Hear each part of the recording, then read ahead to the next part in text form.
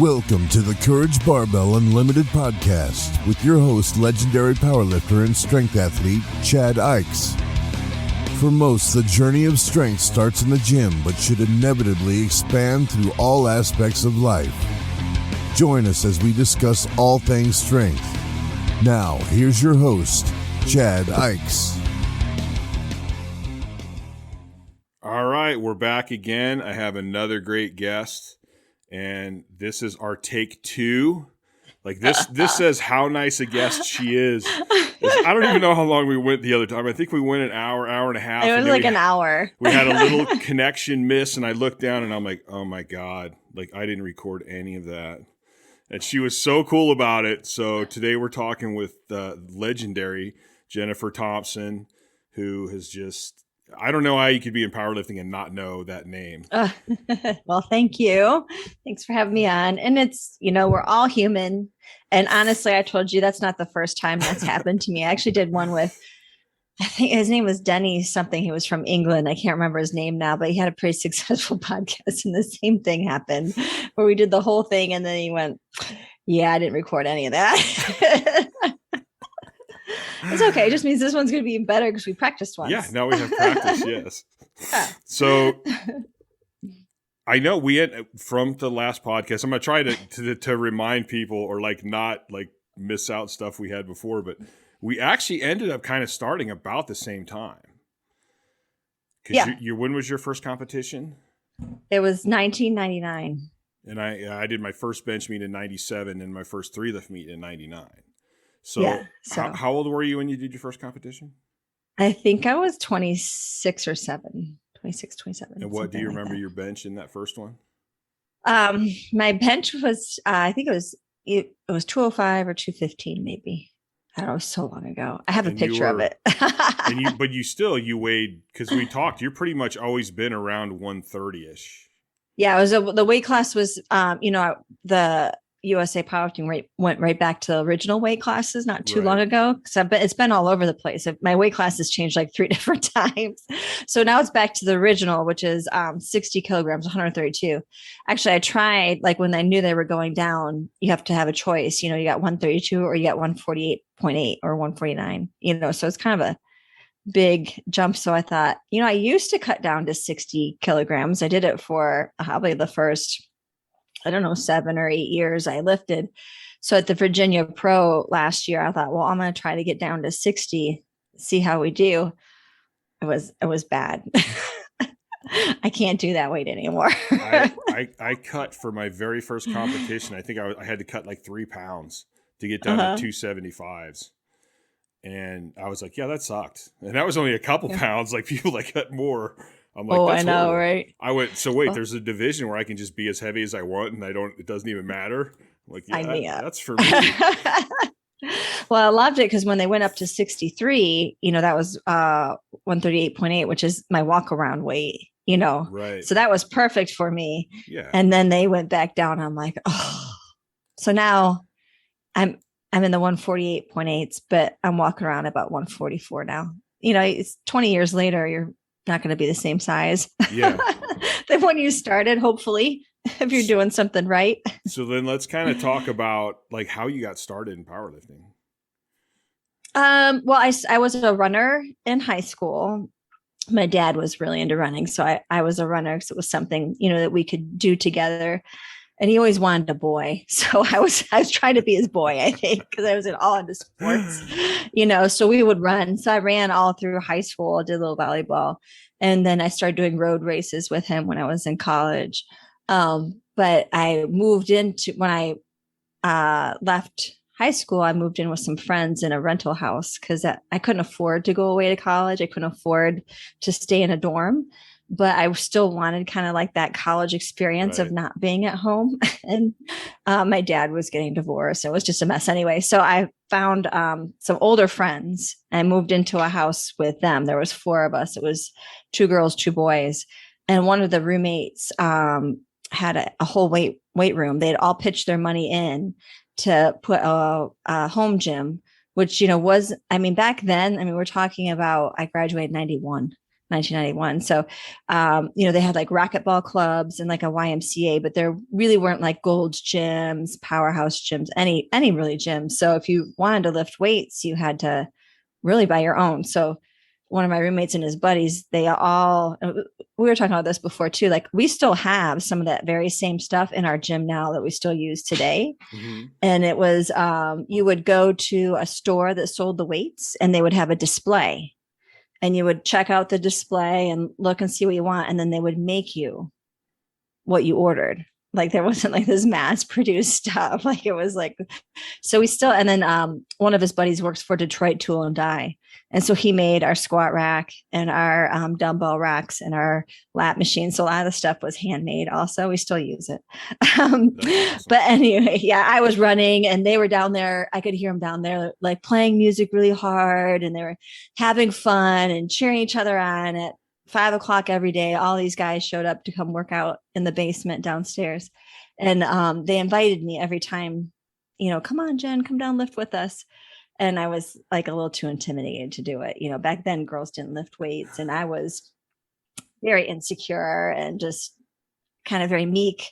And I was intimidated by the whole process. But the longer I lived there and the longer it went on, I'm like, I might need to try this because it sounds like they're having a blast down there. And this running stuff kind of sucks. I was just basically at that point running to keep off the college 15, right. in college. So I went down there and they kind of showed me how to do everything. And I fell in love with it. And then a couple of years later, I was doing as much as some of the guys, in the gym.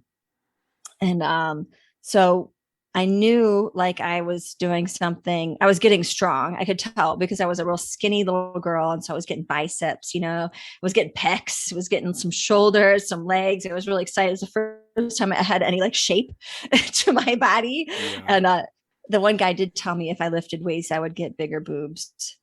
Well, bigger pecs anyway. Yeah.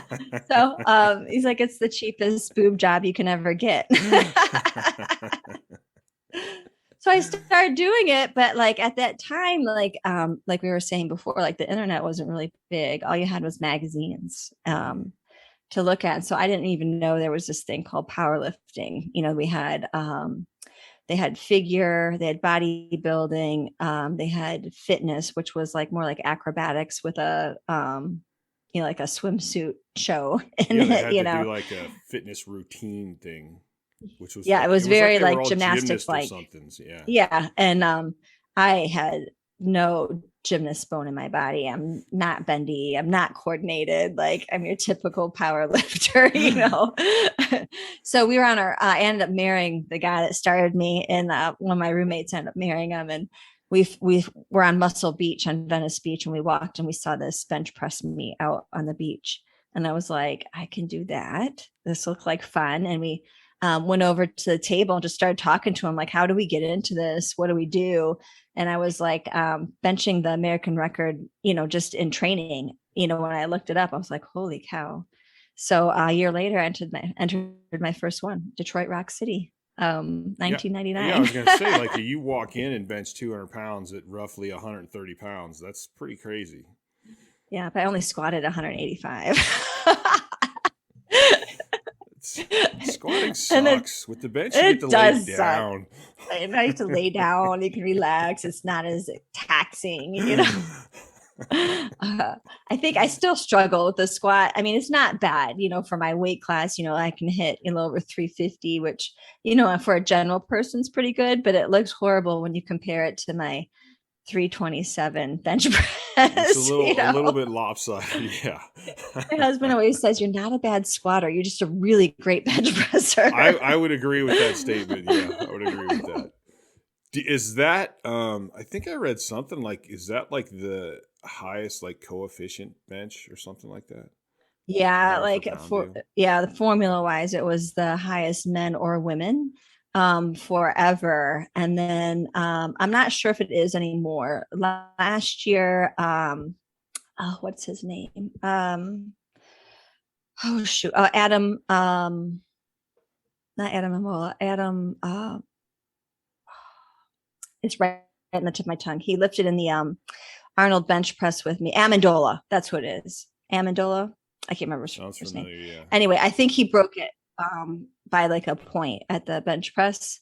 I'm not sure where I am now after I did this other one, but I try to look that up because I was always a super heavyweight. And I'm like, so yeah. basically, if I get a bench close to 3 times my body weight, holy shit, how the hell could I? There's no way I could ever do that. Yeah, it's a little bit different. Yeah. So that's funny Yes. because so pretty much your whole career, you've pretty much trained like on your own in your own gym, right? Yeah. Yeah. We really had to kind of figure it out. My husband was a collegiate wrestler Mm-hmm. and he coached high school wrestling. And then he learned how to lift weights in the military. He wrestled for the military, and then his bunkmate was like a big weightlifting guy, and he really kind of showed him how to do it. So he was, that and Muscle and Fitness magazine, like that was all. And we just sort of floundered through trying to figure out how to incorporate a powerlifting program. I mean, you got little programs off Muscle and Fitness, most of those were bodybuilding, but there was some other stuff mixed in there, but a lot of it was just trial and error. There's a lot of errors. Yeah. Well, I think sometimes the younger lifters forget that we started in a time that was totally different. I mean, I mess with my nieces and nephews all the time. I had one. I have a Jeep that has crank windows. And the first time I got him in there, I'm like, go ahead and roll your window down. And he's like trying to push on the thing. And he's like, he has no clue how to actually crank the window down.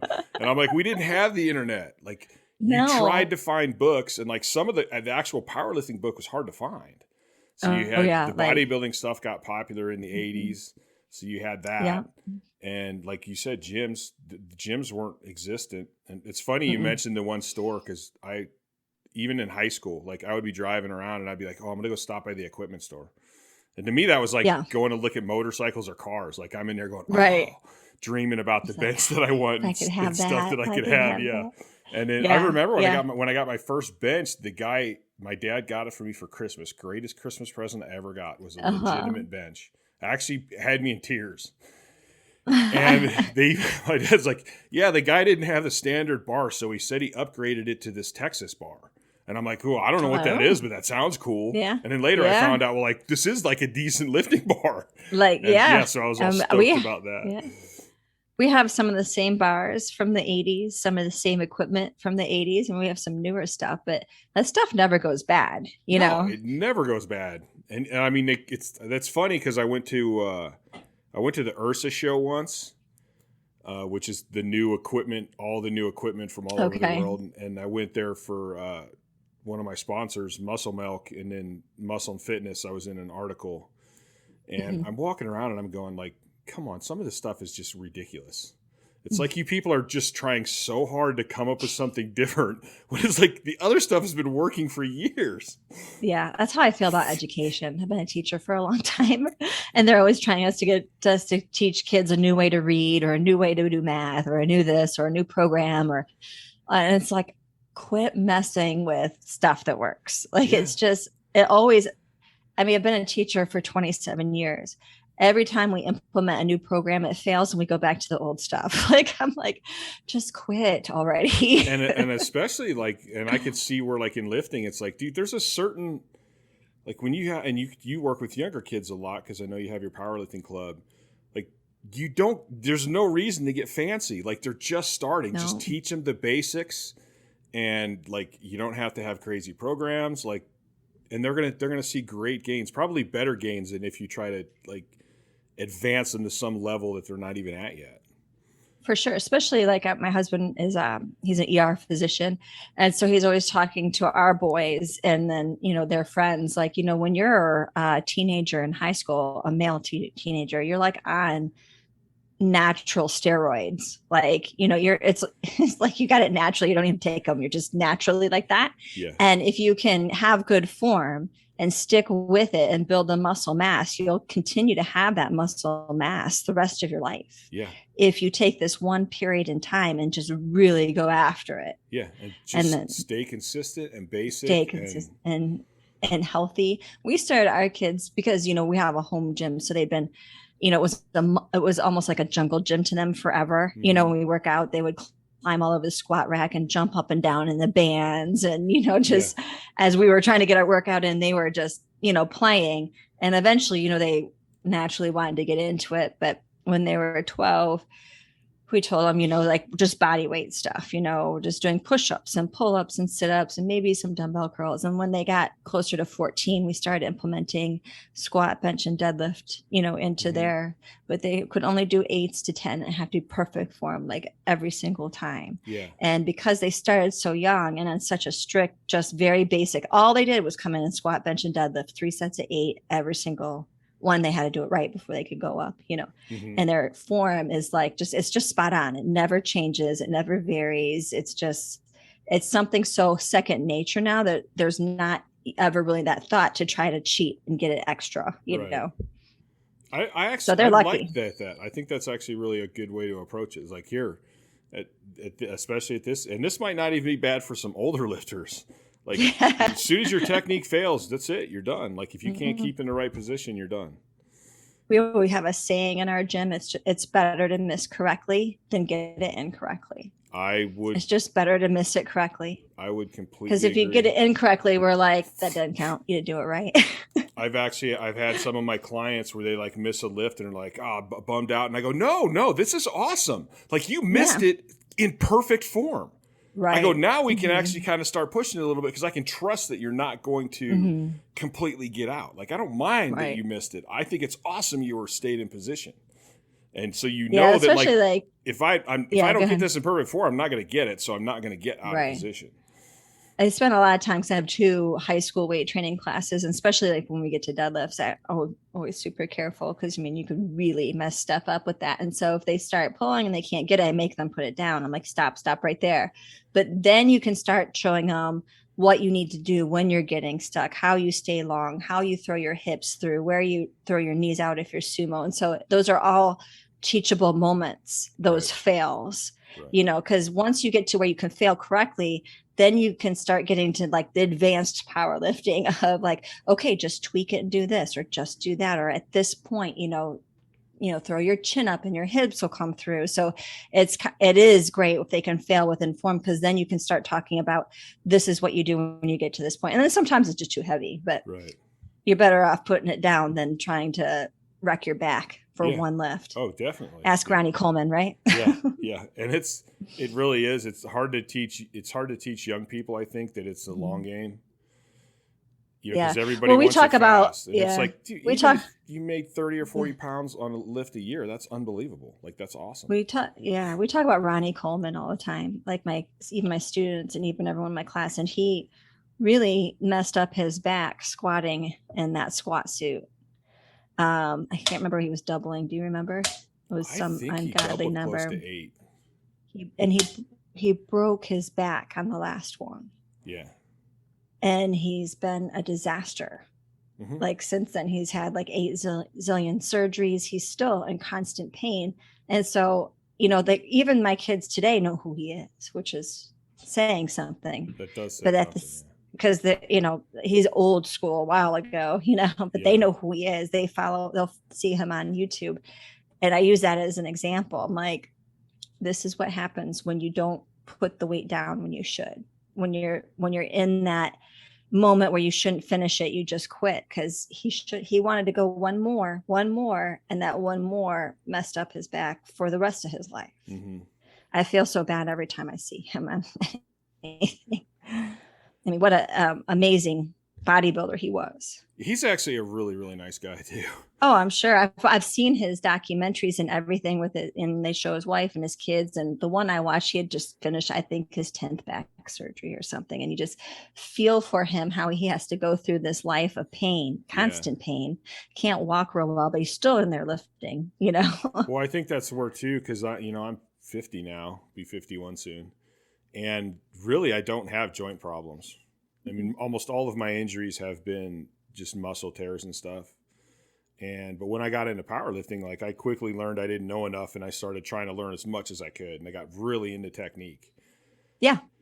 And so I see some lifters that are just beat up, man. Guys that can't lift their arms over their heads. And I'm like, that sucks. And then I see guys like Nick Best, who's 54, I think now, and still strong as hell and stand efforting. Yeah. And you're on this list too. Like you're seem healthy and you're still strong and you're still putting up some of the best numbers you've put up. So it's everyone always asks me like, what do you do when you have shoulder pain and when your shoulders hurt? And I'm always like, they've never hurt. Never had it. And I'm curious. And that's another thing. I think a lot of people, especially a lot of young kids, are like, well, that person's genetic, or that person's on drugs, or that person's this, or that person's that. And I look at them and go, well, wait a minute, they're doing something right. What can I learn from them? Like, how, like, so let me ask you that question. You've been lifting all this time. You're still putting up great numbers. There's so many people that they're in their 40s and they're like, I can't do that. I'm too old. And like, you're still going strong. Like, what do you attribute that to? If you like, what was the biggest couple of things you think that allows that to happen? Well, having great form is, I think, the number one key, and stopping when you don't have it, right? Mm-hmm. Like missing correctly. I think that's giant, because you're saving yourselves a lot of injury if you can adopt that mindset. I think programming has a lot to do it with how we set up our programming, which, we've been doing for a long time, and we're constantly, I think you always have to be like a student of your sport. You always have to be willing to change and tweak and try new things. So I think we've always been of that mindset, like this is working great. Or if we talk to somebody, we're like, hey, I started doing this. And so you adapt that to your programming and give it a go. If it works, it's great. If it doesn't, you throw it out, but you got to give it time to try. And then I think most of it is just like listening to your body, like, and making a program that works for your lifestyle. Like, I can't work out in the morning. Like, I am like, my body is not ready. Like, I get out of breath really fast. Like, I am not a morning person. I need to work out at 4:00 every day. And I cannot work out more than really an hour and a half. Once I get to that 2-hour mark, I'm just mentally done and physically done, but I'm done. And I know I need to have people work out with me. And I know I have to have a plan. And I know need to know ahead of time. I started thinking about my workout in the morning. Yeah. I think about, okay, we got this today. I'm going to try to hit these numbers today. I'm going to do this today. And I think about it all day long, about how I'm going to set it up. A lot of mental, like imaging, like how it's going to look, how smooth it's going to be, all that sort of stuff. So I think some of it is, it's 100% of my life, like it is part of who you are to a point. If you want to be good enough you have to, to make it who you are, but then you also have to be willing to find something that works best for you. It may not be, my program may work like crap for you, but it works amazingly well for me. So, but even at that, from what you're describing, your program has changed over the years too. Always. Yeah. We've changed how we've organized it. We've changed the days. We've changed the lengths. We've changed the exercises. There's some core things that have always worked, and we've never changed those, kind of like old school stuff. Like, right. I love 3 sets of 5. Like, that is my bread and butter. I feel like the 5 rep is like the best thing, because you can still move heavy weight. But it's for smaller reps, and you have to grind out the last couple of them if you're doing the right weight. Right. And for me, I think like 3 sets of 5 is like the most amazing thing. I can see benefits to that, because like you said, in those last 2 reps, you're still learning to grind, mm-hmm. but you're not learning to grind with such excess amount of weight. Yeah. So you're getting heavy weight with some volume. Mm-hmm. Like, you're not doing 2s and 3s. I just feel like 5 is a perfect number. Yeah. Well, I know that, like, throughout my career, like, I tell people all the time, I go, even if it works for you now, it's not going to work later. Maybe you're stronger, so you need different training, you need more recovery. What you did at 20 might not work at 30. And, like, there's so many factors that I always tell people, I go, and it's kind of like what you said about being willing to change. I tell people, it's like the whole give a man a fish, feed him for a day, teach him to fish, feed him for life. I'm like, my goal is to be able to learn quicker. I mean, yeah, I want to learn and gain knowledge, but I want to be able to learn faster. So when I do hit a plateau or something comes up, I know where to go and how to figure out, like, okay, well, here's what we need to change. And then I just store all the information I learn in my toolbox. And I think there's always something to work on, like in your lifts. Like, it's never perfect. Like the other day, like I'd like to do my heavy holds, where I take a weight out and hold it for 15 seconds. And like, those. my numbers have been crashing. Like they're not anywhere near where they used to be. And I'm like, what is going on? And my husband looks at me and goes, I don't really feel like you're locking out your reps all the way. I'm like, what? And so I'm going back looking at my videos, I'm like, sure enough, I'm shorting the end of the reps. Mm-hmm. So I'm like, okay, now I need to go back. I need to make sure I'm finishing the lifts. We did some pin presses yesterday. And so I made sure that I was getting it all the way to the top and holding it and getting down. So you kind of have to be a student. It helps if you have somebody that can look at you and go, what are you doing? Like, because you think you're doing everything perfectly, and then all of a sudden you're unconsciously changing something, and you have to be reminded how to get back to where you were. Well, yeah, I think that's always the case. I think no matter how good you are or how good you get, you can always, because the human ability to adapt is so crazy. It's such a gift and such a curse. Like we can adapt to things we wouldn't think we could, but we also at times will adapt away from things. I tell people, I had a story. I was up lifting with Chris Duff and Kabuki, and we were benching, and he's like, dude, you're not keeping your lats tight. You're not keeping your lats tight. And I'm like, yes, I am, dude. I'm Chad Ikes. Shut the hell up, dude. I got this, man. And so on one of the sets, he actually straddles me and he puts his clamps down on my lats, and I go, I'd like squeeze. And I'm like, okay, you're right. Yeah, I wasn't staying tight. Okay. You win. How could you question Chris Duffin anyway? But I mean, the man's a genius. Yeah, he's so smart. It's unbelievable how smart he is. But I'm hard-headed. I still got to prove it. Mm-hmm. I'm like, no, explain it to me. Explain it to me so I can understand it.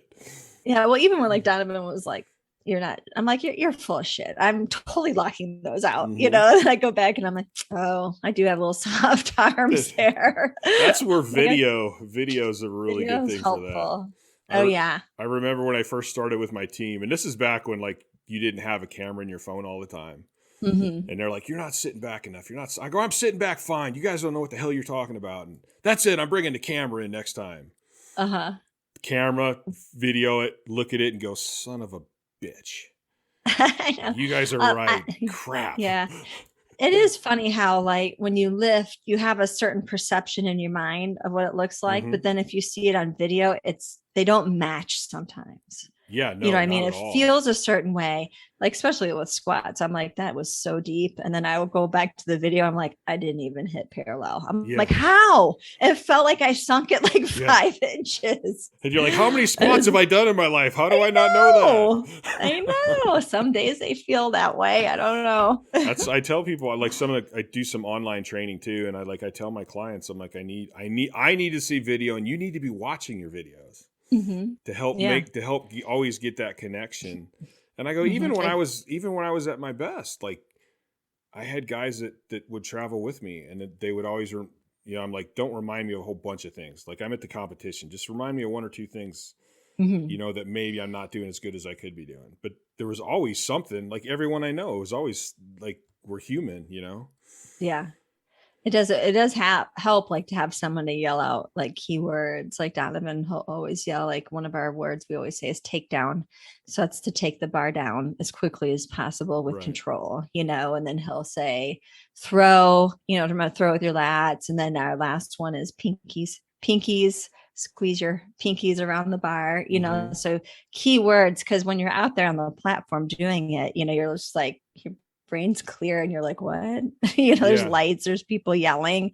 And so having those just small reminders, like, and you do it so much, your brain just like, automatically starts checking those off for you. That's been, I think, huge. Is it's hard to train by yourself. If you've got people that can help you get there. Mm-hmm. I mean, I do say a lot of my success is because I've had great people with me.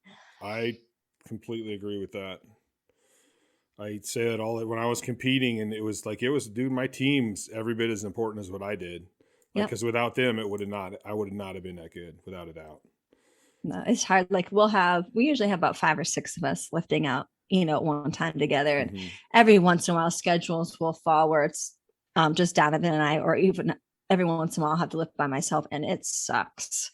Like it takes so long to get through the workout, and there's no pace, between people lifting. And I don't know how people enjoy lifting by themselves. It would drive me nuts. I'm the opposite. I'd love training by myself.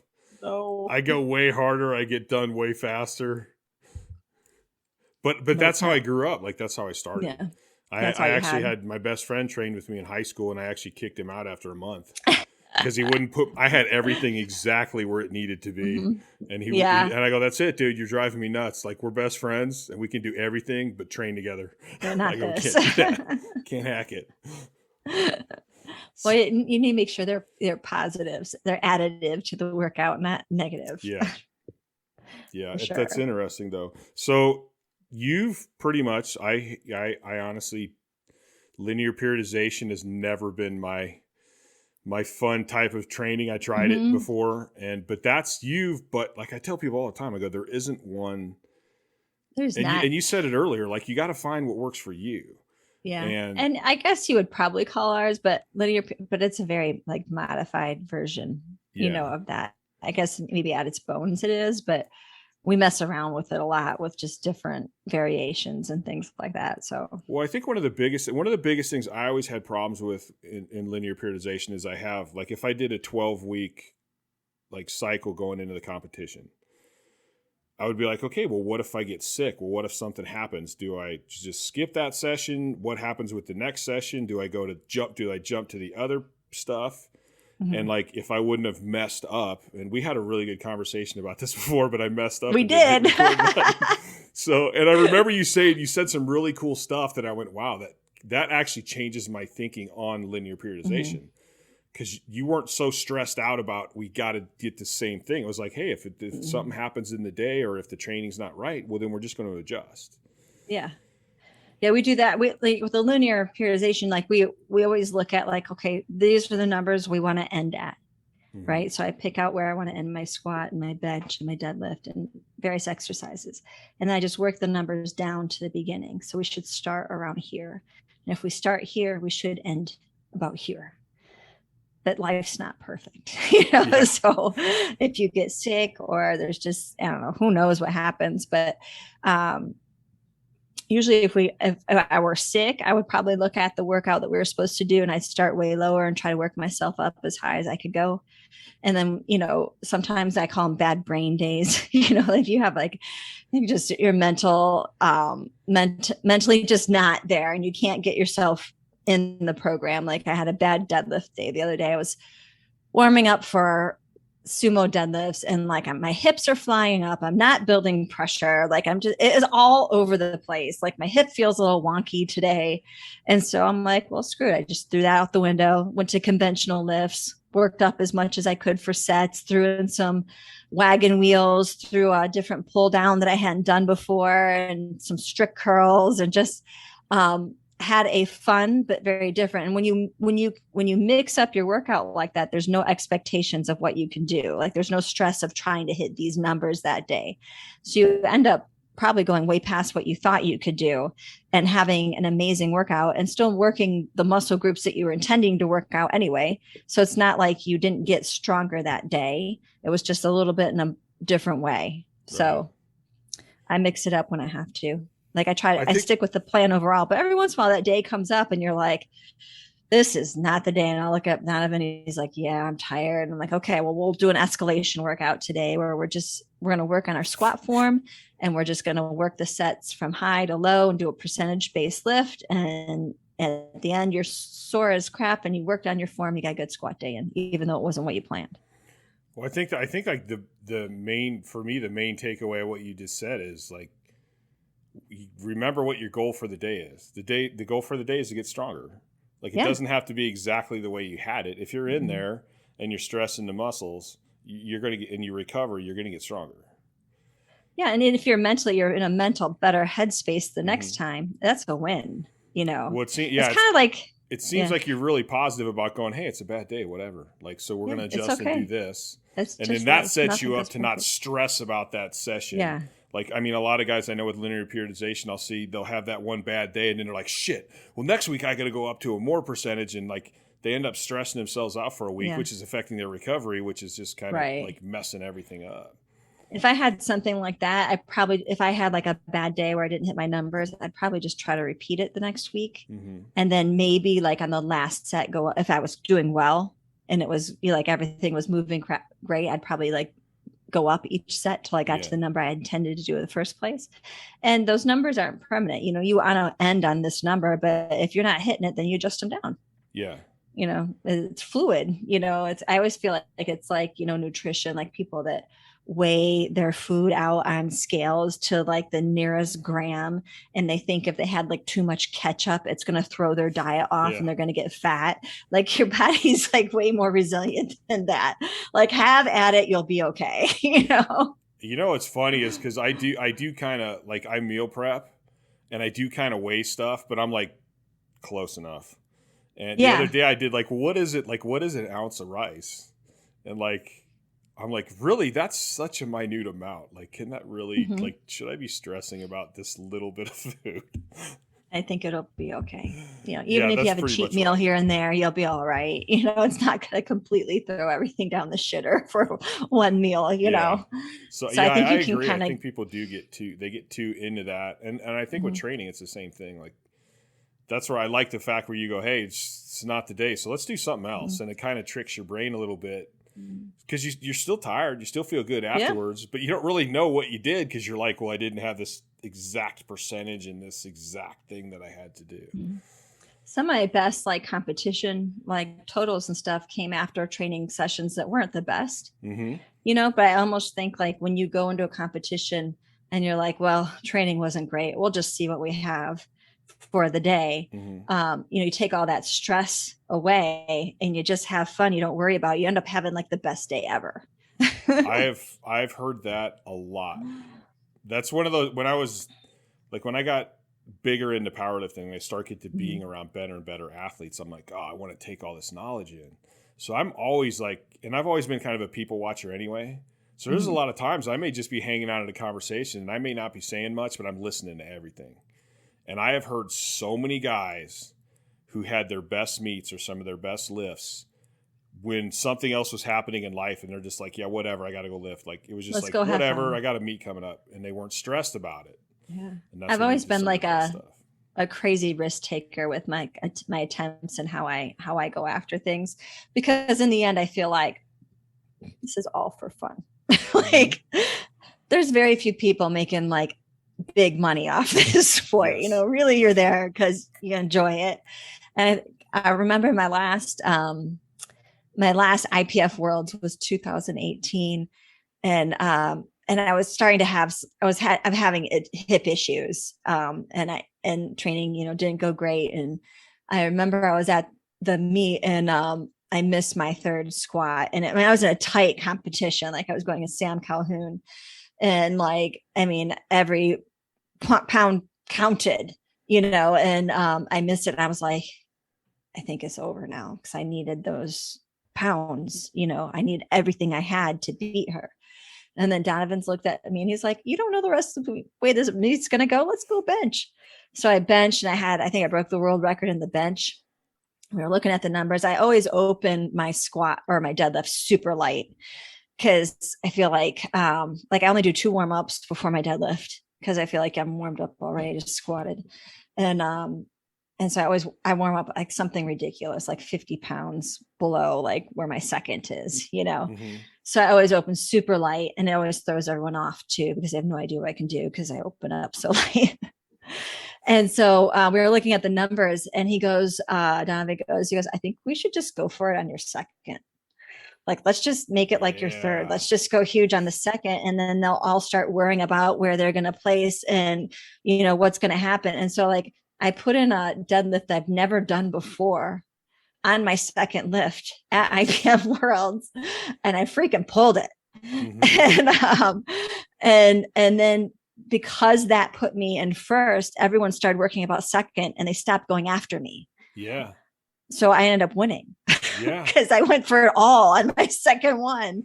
I said, YOLO, let's just go. Well, wasn't that fun? I mean, how excited were you going out to pull it? It was going crazy. And I did pull a third. I didn't get it because I was already at my PR, you know, so we just put something else on just to see. And I think I got it like part way up, but it was, I still look back at that as being my most fun like meet that I've ever done, because we were just nutty about it and doing crazy. And if you listen to the live stream, they're going like, what the hell is going on here?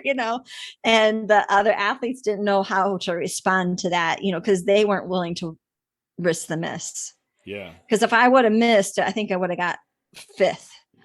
So Donovan's like, do you want 2nd, or do you want to just risk it all? I'm like, risk it all. Let's go. I love that attitude. I was the same way with the deadlift. I would literally go pull, like I would pull 400 and then go do my opener, which was usually around 7 something. Yeah. Because I was like, dude, I just squatted and I just benched. If I'm not warm now, I'm not going to get warm. Yeah, I go, why do I want to waste a bunch of energy pulling a bunch? I do think that's one of like the biggest mistakes people make is they work out before they go, and the idea is just to get blood flow, get your joints going, get everything ready to go. I don't know that how much weight you put on there matters so much. Yeah. It's just doing the movement, getting the blood going. Yeah. I think I talked about, when my last interview with Jujimufu, I was talking about, there was one competition where I was just bored.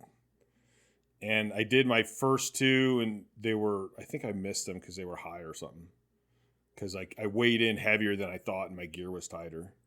And then so I'm like, you know what? Screw this, man. This is about having fun. I go, put the world record on.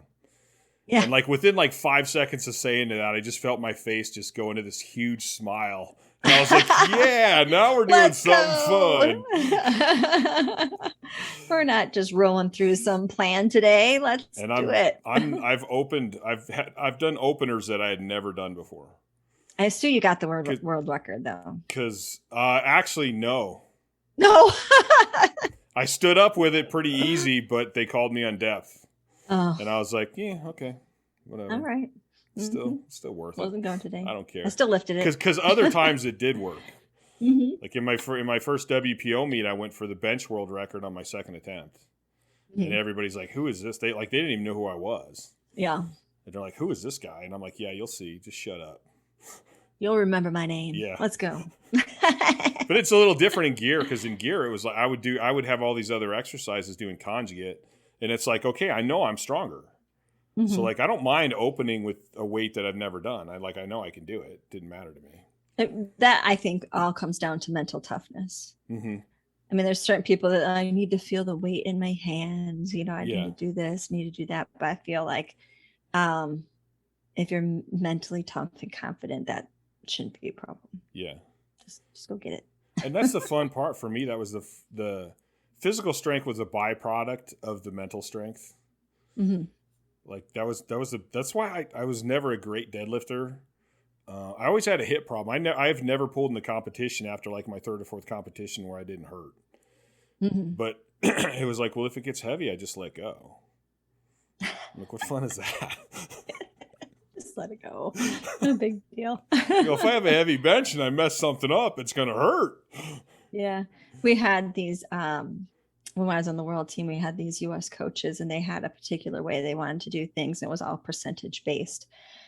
So they wouldn't let me do the numbers I wanted to lift for the bench, even though I was the 2-time reigning champion. They were like, I wanted to go, I usually always open with 275 in the bench. And then I wanted to go to, I think I was going to 300 next. And they're like, nope, you're going to shock your neuro.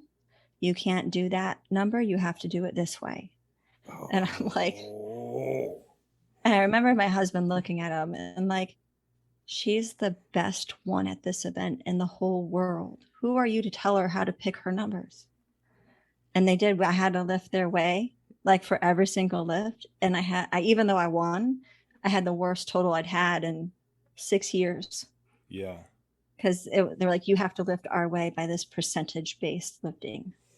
I'm like, I remember him saying, you're going to shock your neuro. I'm like, what the fuck are you talking about? Yeah, I'm going to shock it and wake it the hell up. Leave me alone. We actually made shirts about it, t-shirts later. That would I had heard, I remember early on I had heard that if you went to worlds for USAPL, they were basically, the coach was going to tell you what you needed to do. That was the only time it happened. I'd been to a lot, but normally they would listen to the lifter especially one that has been there a few Yeah. times.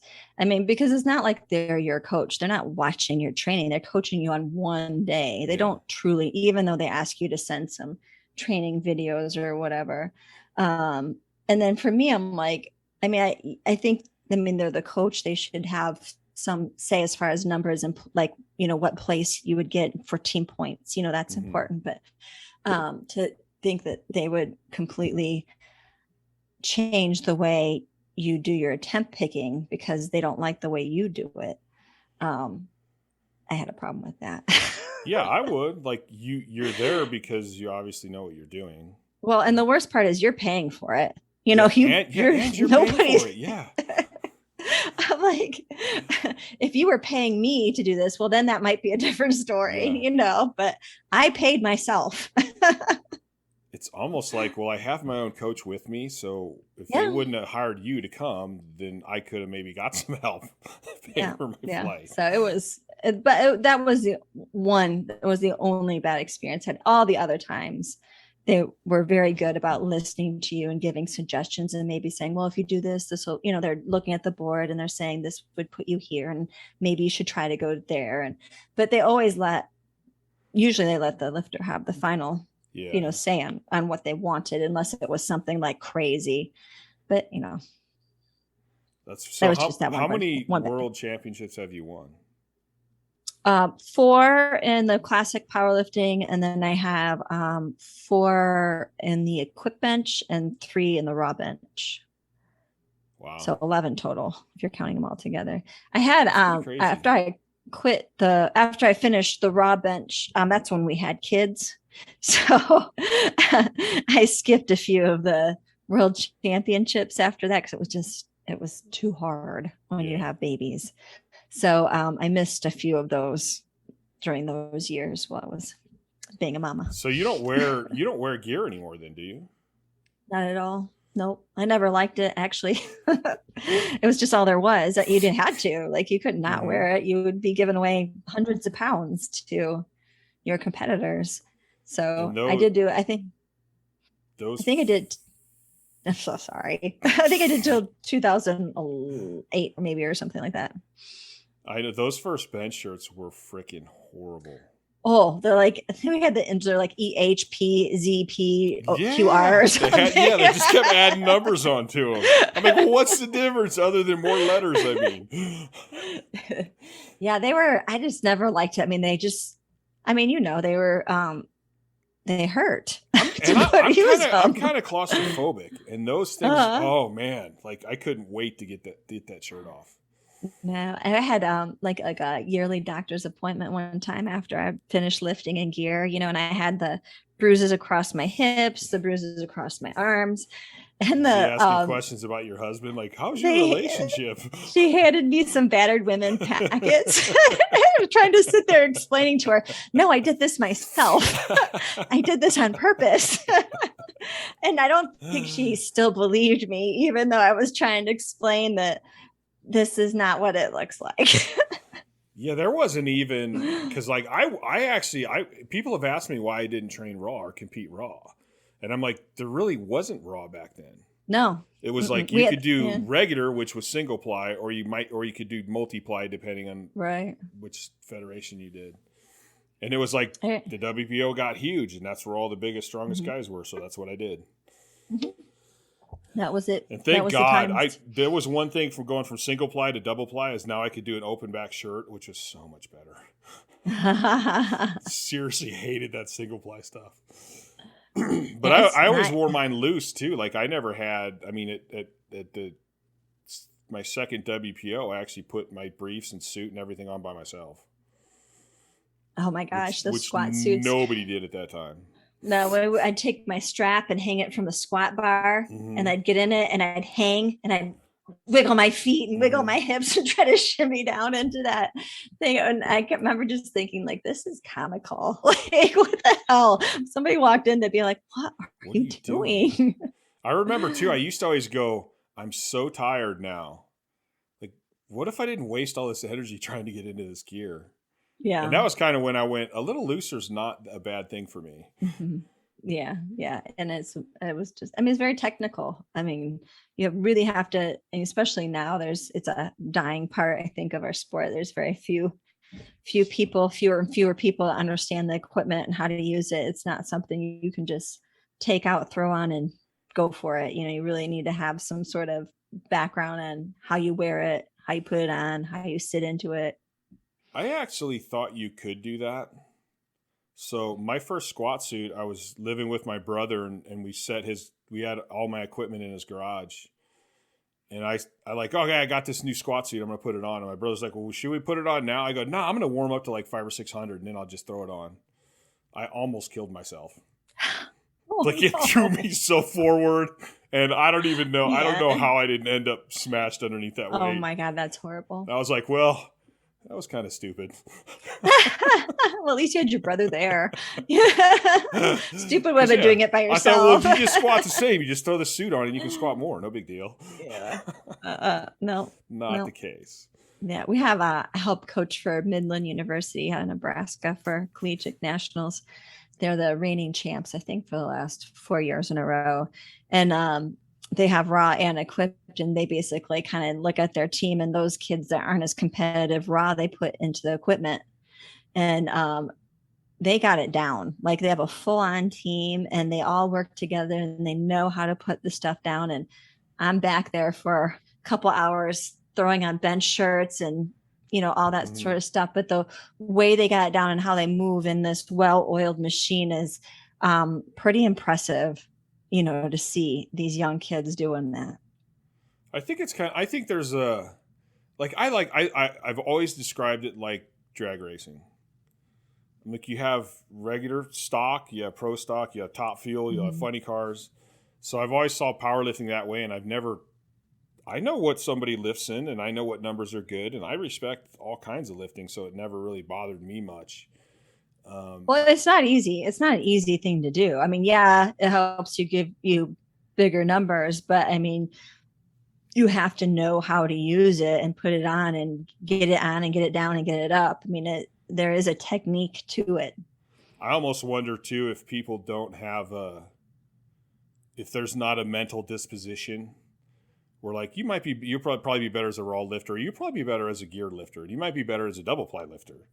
Like, I think there's a mindset to it, and dealing with, because they all suck. I mean, it hurts. They hurt. They suck. Well, yeah, you got to be pretty mentally tough to be able to put that stuff on and take the pain of the lift. Like, literally have to force yourself into position, because the whole time it's trying to throw you out of position. Yeah. If you wanted it to work, you got to go to the path of most resistance. Otherwise, it would. And I tell people that all the time. I go, if it didn't try to push you out of position, what help would it give you? No. So over your years of training, if you were to say what the one or two things, the one or two biggest changes you've learned that helped make you stronger? Rest. You need it. And it's really good to acknowledge when you need it and to give it to yourself.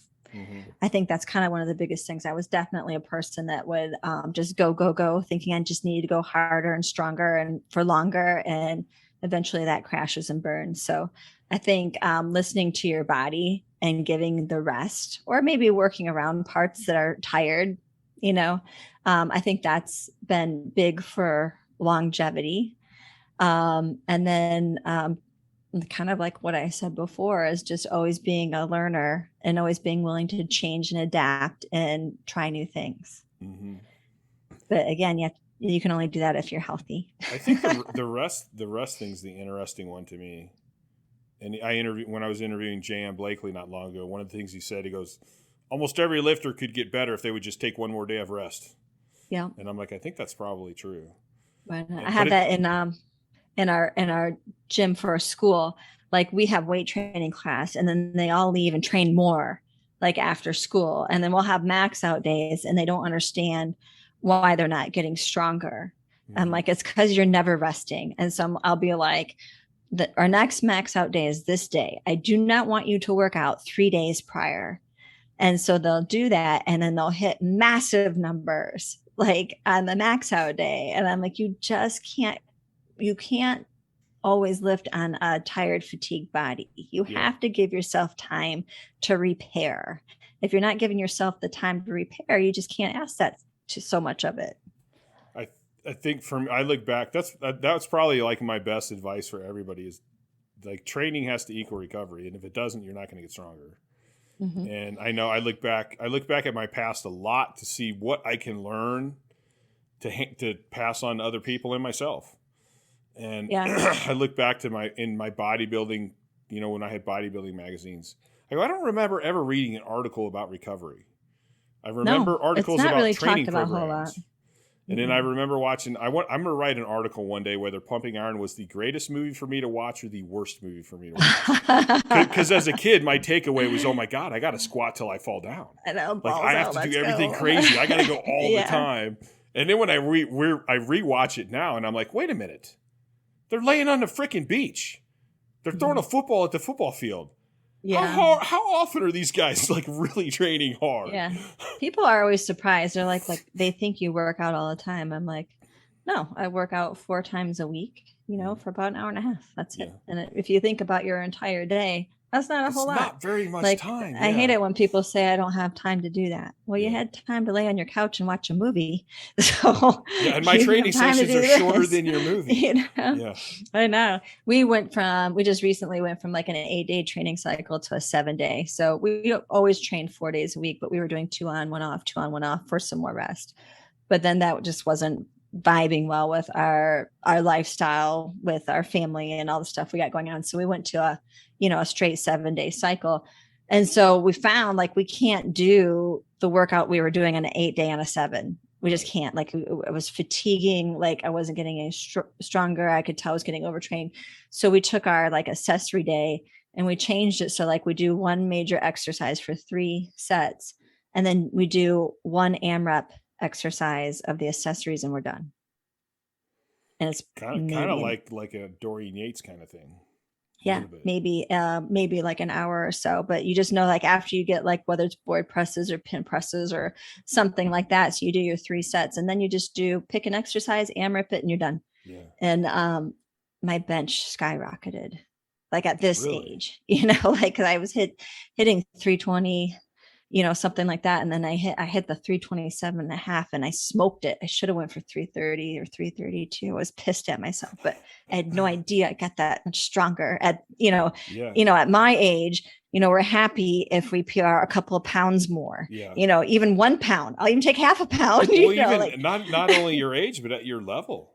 I'm already, up there. And so for me to do a 7.5 pound PR after a training cycle is like huge.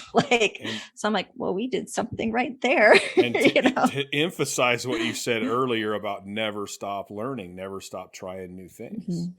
Mm-hmm. By all rights, you could go, I know what I'm doing. Like I'm 11-time world champion. Shut up.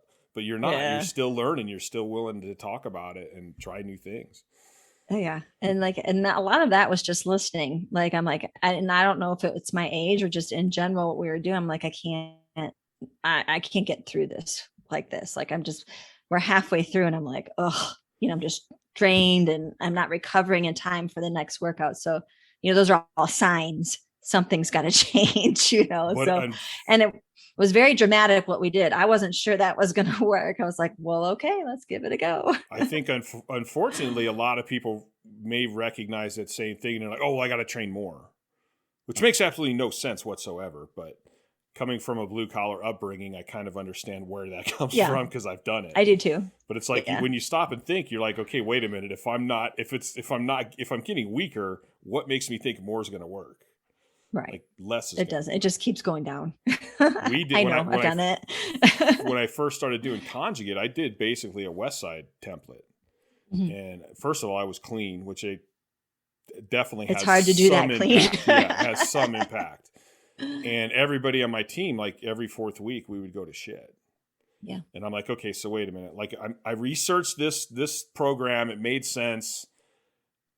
I'm not gonna jump to say the program's wrong. I'm gonna start calling people and see what they think. The people that I trusted to teach me, I'm going to call them. Mm-hmm. And so I called up a few people and we were talking, and they're like, yeah, what do you think's going on? And I go, I think we're doing too much. I think it's too much. And so I ended up spreading it out. And then if you look over my whole lifting career, I kept spreading out days and putting more days in and doing less stuff. Mm-hmm. And even when my last one, I think I went from a 12 to a 14, and I would spend like a month or two debating it in my head. No, that's not training enough. We wouldn't be training enough, but you're overtraining. And like, eventually I would do it. And every single time, everybody on my team got stronger. Well, and you're making sure that what you are doing really counts. Yes. Right. So you're not saving stuff for the next exercise, the next exercise. You're getting more quality than quantity is basically, I feel like, what's happening. Yes. And I'm all about that. Like, I like to have those days where you go hard. Mm-hmm. Like was a lot of other guys, me and Mark Bartley kind of were running into the same problem at the same time, but I didn't know it because we weren't close friends at that time. And so I found out about it later that we were going through the same thing, and he decided to start deloading everybody every 4th week. Mm-hmm. And I was like, I just hate deload weeks. Like, I do. I would rather spread it out and have more consistent like training sessions. Yeah, we don't really deload at all, except for like we do like we'll do like an exercise deload. Like if this, like you're hitting your plateau on this particular exercise, then we'll deload that one. But we don't do like a full on deload of everything, because I feel like if I'm getting stronger, like each week, I don't want to stop. Yeah. I don't want to put a stop to my progress on purpose. Yeah. Like, who knows where this is going to go? Let's keep going. And so we end up just, when we are hitting that plateau or you're hitting that slowdown in this particular exercise, well, then we deload that one. But the rest of the stuff can keep going up. Well, that's like a deload. The deload's a funny term to me too, because it can mean anything.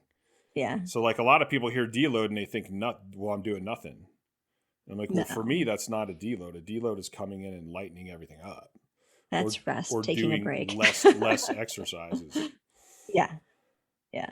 So you have your team. You train a team at school. You actually said you have 2 classes. You teach 2 lifting classes and you have a powerlifting team. Yeah. Uh-huh. How is that teaching young people? I love it. Well, it helps, having my background. What's the hardest thing teaching? The hardest thing is maybe breaking some of their bad habits they have already. Mm-hmm. That's the hardest thing. And then and talking them down from maxing out like every single workout. It's not, I actually have some girls in it, which I'm pretty excited about. I have probably 1/3 girls and 2/3 boys. That's pretty good. But yeah, the girls, like, they listen, they just run their program, and they work hard. And then the boys, I'm always like, all right, this is not a max out day. You're following the workout today. And you need to drop weight back because you're not doing that right. And so that's kind of the hardest thing. So I don't want to dampen their spirits, but at the same time, I know they need to do this to get stronger. And I try to explain, I think it helps. Like, I'm like, we're going to drop back because you're doing this. And so I need you to start doing it this way. And we're going to do it at a little lower weight. And then we'll work our way back up. And these are the reasons why we're doing it. Or you're not working the right muscles when you're doing it like this. You need you to do it this way, this way. A lot of them want to, like, especially the bench, they want to close grip bench everything. And I'm like, okay, we're going to put your grip out wider. You're going to be weaker at first, but you will eventually be stronger. You have to trust me. That's a hard one to teach. Well, that's a hard one to teach everybody. Yeah. Like, everybody's like, well, I'm weaker, so it doesn't work right. And I go, no, you got to think long-term. Like, you've been doing that. That's why you're strong in that position, but you could be stronger doing it this way. We always do at the beginning. We do like a measurement of their bodies. We do their neck, their shoulders, their chest, their waist, and everything. And so we did at the beginning. We just did our mid-year one, which they have so much fun to see, like, what gains they've made in their, physique, because they're high school kids. They're usually pretty good. And this part, the first couple of months is all just training them and form and technique. But now by the time we get to December, that's kind of like a well-oiled machine. And it's so fun just to, like, I have some of the nerdiest kids who have never lifted a weight in their life, and they are killing it. And it's just so awesome to see these these kids and the successes they have and the confidence you start seeing shining through in their personalities, and it makes it all worth it. Like, it's so awesome to That's see. what I was going to ask, how it is seeing their, like, and then do you have kids that'll come back for, I mean, can they take that class for 2 or 3 years? This is the first year. Like, they used to make it was a seniors only class, and for years I'm like, it is too late to teach them to weight train in 12th grade. And so this was the first year I got them to open it up to 10th grade and above. Yeah. So next year they will be able to take it again if they can. So this will be the first time. I mean, I've always been such a huge promoter of females in lifting and young kids, because I feel like it's going to help with their confidence, and it's going to transfer, like my little intro thing, like strength eventually is going to transfer throughout your whole life.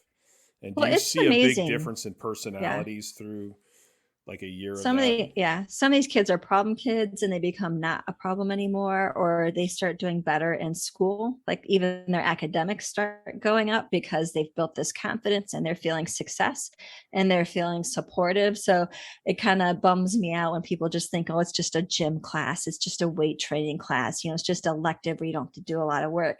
The benefits these kids experience from this one little hour-long class are just like amazing. Like, it covers all spectrums. It covers academics, your self-esteem, like how you interact with people. Like, it is so amazing. Yeah. I totally agree. I think we need a lot more of that in our society. We do need a lot more of that. Oh my gosh, we need so much more of it. And I was a little pressed because I've been trying to start like more of a weight training and then powerlifting program in North Carolina schools, like just in general. And so I kind of put together this whole presentation and packet. And then I got a bunch of volunteers that were willing to go into schools and start an after school powerlifting program and, get it going. And we've had like zero success. Like, nobody wants to take this leap, and the football coaches are all afraid that you're going to take their football players and mess them up, and even in my presentation I put like very few kids that are already in a sport join powerlifting, and this is an opportunity for kids that don't have a sport to find a sport to be successful. And I try to put that in my intro just because automatically any athletic director is going to be like, nope, we don't want that, and so it's been a bummer. I kind of gave up on it, but I'm when I retire in a year, I'm going to really push for it. See, that's ironic to me, because I've seen football coaches train weights and they're awful, generally speaking. It's awful. It's like your kids would probably down in the South. Your kids would probably get better if they did have a powerlifting class. Your football players would be better. It's a good old boys club down here, and they sure don't want some lady telling them how to lift. Yeah. So I'm battling a bit of that. But I mean, because if you look at Texas has one of the biggest high school powerlifting competitions, and Texas football in high school is dominant over the whole nation. And I would bet that there's a connection between those two. Oh, there's a school system north of us. And do you remember the race car driver, Dale Jarrett? Yes. He was a UPS driver. Yeah. One of his buddies wanted to start a weight training program at the school north of us. And so he gave him a blank check to set up their weight room. And so I went up and talked at this school a little while ago, several years ago, but they started weight training in middle school. Really? And That's it awesome. took 3 years, and they were state champions in almost all their sports. That's amazing. Because they were doing the bigger, faster, stronger program and the weight training program. They were starting them in 7th grade. And they're unstoppable. I think largely. And there you can see a significant change in their athletics once they implemented this program. Well, that's another thing. I don't think a lot of people understand how much lifting weights can help your athleticism. Yeah. I mean, I got a 14-year-old kid I just started with this week, and I used to be a whole lot harder when I was younger. So I've kind of relaxed more, and I'm trying to be a much better coach now, where I'm like, there was a time where this would frustrate me because they're awkward. Yeah. And this kid, I think, grew probably 6 inches in the last year. So he's awkward. He moves awkward. So by Yes. lifting, we can teach proprioception and teach where his Oh body's yeah. at, and it's just going to make him a better athlete all around. Yeah. My youngest, both my kids have done powerlifting. My youngest, he's not young, he's a junior in high school, but he was like, I don't want to compete anymore. And I'm like, that's fine. You never had to do it. I said, but you will maintain lifting if you want to still be good in baseball. And Yeah. you're good in baseball. I mean, he hit a grand slam his last game, like, and hit it out of the park. Yeah. And I'm like, that's your weight training right there, buddy. You can't Yeah. give up that part, you know? And so he does do like just a program. I just think he didn't like the stress of, the competition. I said, you don't even have to max out if you don't want to, but you have to maintain the training regimen if you want to play in college. Yeah. And I tell my kids all the time, I said, if you want to be better than the other kid in your sport, you should weight train. It will give you the edge that you're looking for. It will make you as good as you possibly can be. It gives you an edge. It's like a boost. I think that's totally true. So with the kids, because I've always been very open with my depression and the stuff that I deal with mentally, and I think weight training is awesome for that.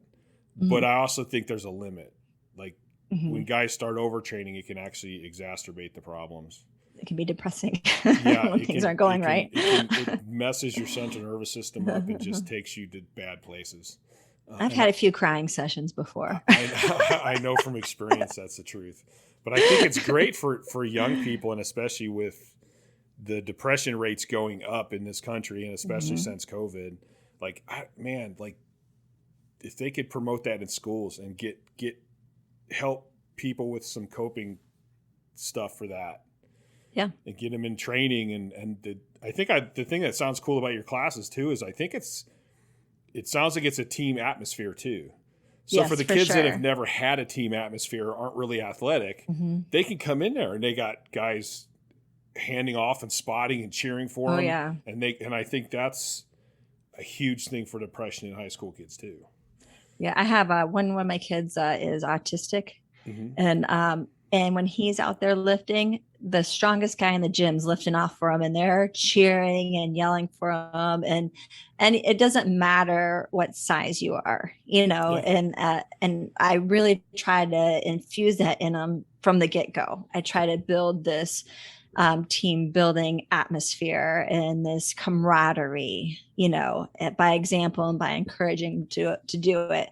And it is cool. I mean, I have some kids that are like the star athletes in our school, and it doesn't matter who's in that gym. They're cheering each other on and high-fiving each other. And it's so heartwarming, because in a high school where you see all this bullying and you're talking about depression and things like that, and you have all these cliques and different things in this one atmosphere, they can all come together and be supportive. It's pretty beautiful. It's awesome. It's awesome. I tell people that about powerlifting. Like, some of my clients are like, well, what if I wanted to start powerlifting? I go, let's do it.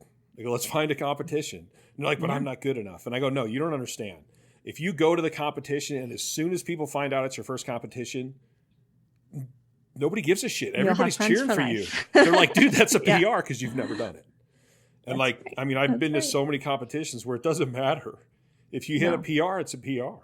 Nobody gives a shit if it's a world record. No, because we all know how wonderful that is. Yeah, because we've all been there. Yeah. We all remember, I remember my first 225 in high school. That was a big deal. Oh, yeah. So I think that's about it, unless you got anything else. I think we got it covered. No, I think we had a covered. Good conversation. Do you have a podcast now? Mm-hmm. And you have your YouTube. Tell people about all those things. It's called the Strength Academy Podcast. I do it with Dr. Kristen Lander, and it's all over the place. It's nutrition, it's strength, sports, it's different stuff. And then I have a YouTube channel. It's 132 pounds of power. I have like a bench press series on there, bench press 101. And I just try to post helpful things on there. And then I have an app, Thompson's Gym .programs.app, if you want to dip into their programs I use. It's what I do. And so if you want to give it a go, you can give that a try. And then, of course, Jen Thompson 132 and all my social media. So a I'm all over the place. So have your kids outbenched you yet? No, actually. My oldest is 19 and he actually plays Division I baseball. And he passed me in the squat several years ago. And the deadlift was a while ago, but I am still hanging on to the bench by a thread. Like he is coming for me hard. But I figured I held him off for 19 years, so that's I did pretty good.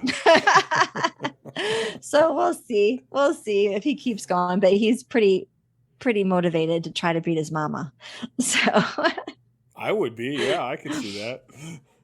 Yeah. I still remember the first time I like outbenched my dad. And I was like, yeah.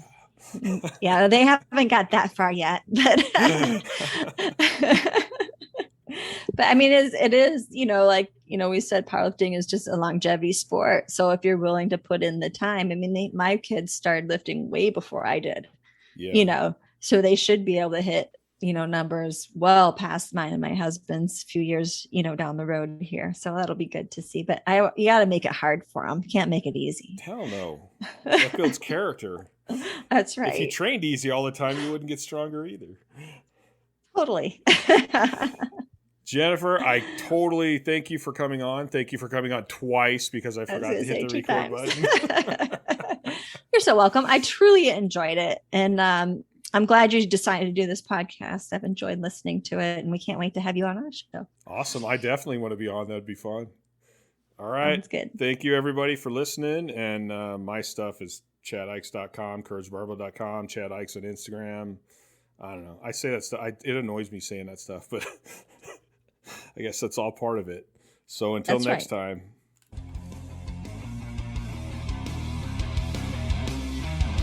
Thanks for listening to the Courage Barbell Unlimited podcast. For more information, please visit couragebarbell.com. Until next time.